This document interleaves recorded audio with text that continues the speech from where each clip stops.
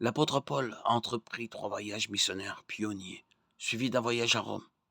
Son premier voyage missionnaire était très probablement dans les années 47 à 48 après Jésus-Christ. Il a commencé en Syrie et l'a conduit à Chypre et en Asie mineure.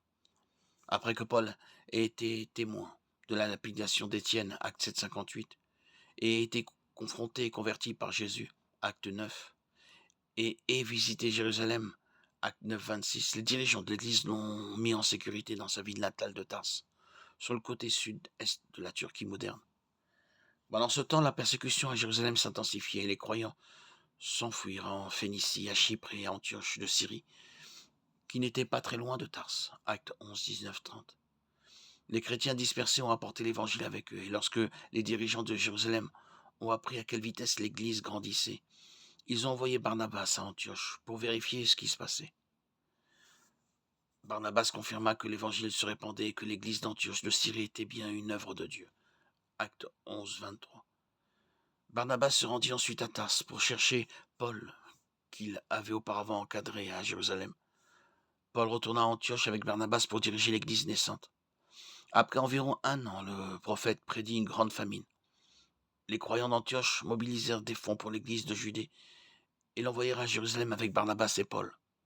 Acte 11, 19, 30. Après avoir remis le don, Barnabas et Paul retournèrent à Antioche avec Jean-Marc, le cousin de Barnabas. Alors que l'église d'Antioche adorait et jeûnait, le Saint-Esprit appela Paul et Barnabas à une œuvre spéciale pour répandre l'évangile. Acte 13, 2. Après davantage de jeûne et de prière, l'église imposa les mains sur les apôtres. Élymas était un magicien et faux prophète juif qui contredisait le message de l'évangile et essayait d'empêcher Sergius Paulus de se convertir. Rendu puissant par le Saint-Esprit, Paul rendit Bar-Jésus, alias Élymas, aveugle et Sergius Paulus crut en Christ. Acte 13, 4, 12. Paul, Barnabas et Jean-Marc naviguèrent de Paphos à Perge, dans la région de Pamphylie, au centre-sud de l'Asie mineure. Pour des raisons que la Bible ne détaille pas, Jean-Marc quitta les 2 autres missionnaires et retourna à Jérusalem. Acte 13, 13. Il ne semble pas que Paul et Barnabas aient passé beaucoup de temps à Perge, mais se dirigèrent vers le nord jusqu'à Antioche de Pisidie et prêchèrent dans la synagogue le jour du sabbat. Dans son sermon, Paul, un pharisien accrédité, donna un résumé de l'exil des Israélites en Égypte, des juges, des rois Saül et David et de Jean-Baptiste. Il montra aux Juifs d'Antioche comment seul Jésus mort et ressuscité accomplissait les prophéties juives. Beaucoup crurent et demandèrent à Paul et Barnabas de revenir le sabbat suivant. La semaine suivante, presque toute la ville se présenta, mais les dirigeants juifs étaient jaloux de la foule et tentèrent de faire taire leur message en utilisant un langage injurieux. Paul et Barnabas firent remarquer que les Juifs avaient eu leur chance et avaient rejeté Jésus, donc le message de Jésus allait être apporté aux non-Juifs.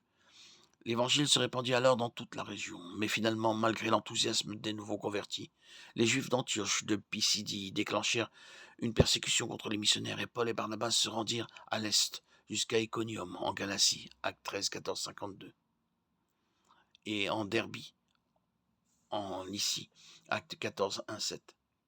Alors que Paul prêchait aux portes de Lystre, il remarqua un boiteux qui l'écoutait attentivement. Il guérit l'homme et la foule déclara que Barnabas devait être Zeus et Paul Hermès, car Hermès était le messager et le principal porte-parole des dieux.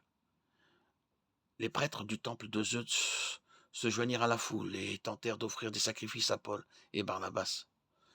Sacrifices qui furent de justesse, empêchés par l'insistance de Paul et Barnabas selon laquelle ils n'étaient que des hommes.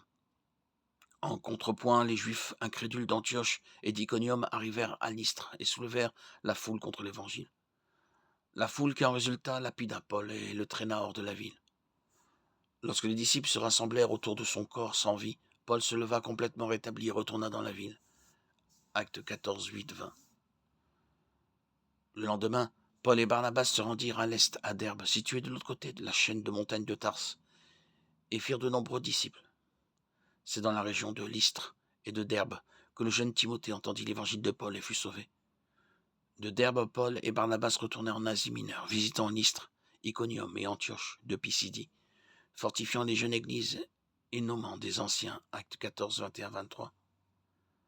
Paul et Barnabas retournèrent à la ville portuaire de Perge pour prêcher, puis ils firent un saut à Attalia, à quelques kilomètres à l'ouest, et y prêchèrent également.